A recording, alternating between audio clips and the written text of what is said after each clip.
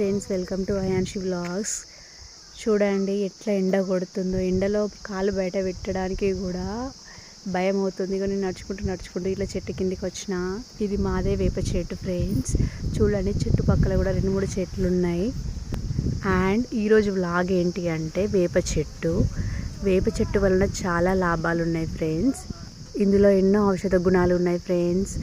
మనము పొద్దున్నే లేస్తే పండ్లు తోముకోవడానికి వేప పుల్లను యూజ్ చేస్తాము. మనకు కళ్ళు వచ్చినప్పుడు వేప పండ్లు యూజ్ చేస్తాము.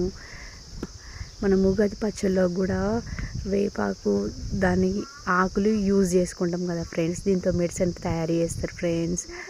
మనం చిన్నప్పుడు చదువుకున్న తెలుగు పుస్తకంలో కూడా వేప చెట్టు గురించి చూసుకున్నట్టయితే మనకు అది ఆయుష్ని ఇస్తుంది. నిజంగానే దీని చుట్టూ ఎంత నీడ ఉంది చూడండి ఫ్రెండ్స్. మా పిల్లలు కూడా ఇక్కడనే ఆడుకున్నారు, మంచం వేసుకొని కూర్చుంటున్నారు ఫ్రెండ్స్. ఇక్కడ ఆటో కూడా ఉన్నది ఫ్రెండ్స్. చూడండి ఇందులో మా బామ్మే ఉన్నది ఫ్రెండ్స్. ఈడ కూర్చున్నవేంది ఇంకవా?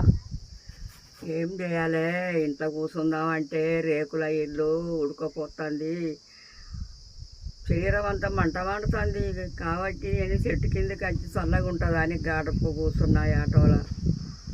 అయితే ఇక్కడనే చల్లగా ఉన్నదా? ఇక్కడనే ఇంట్లో కూర్చుంటే ఆటం అయితే లేదు, ఎండ దగడు. పిల్లలు మేము బాధలు పడతాను. చెట్ల కిందకి వచ్చి చెట్ల కింద నీడకు కూర్చుంటున్నాం పిల్లలు మేము.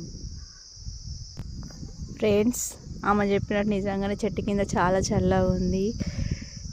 మీకు కూడా చెట్లు ఉన్నప్పుడు చెట్ల దగ్గరనే కూర్చోండి. చెట్లు మంచిగా ఆక్సిజన్ ఇస్తాయి, నీడను కూడా మంచిగా ఉంటుంది కదా, చల్లగా వస్తుంది.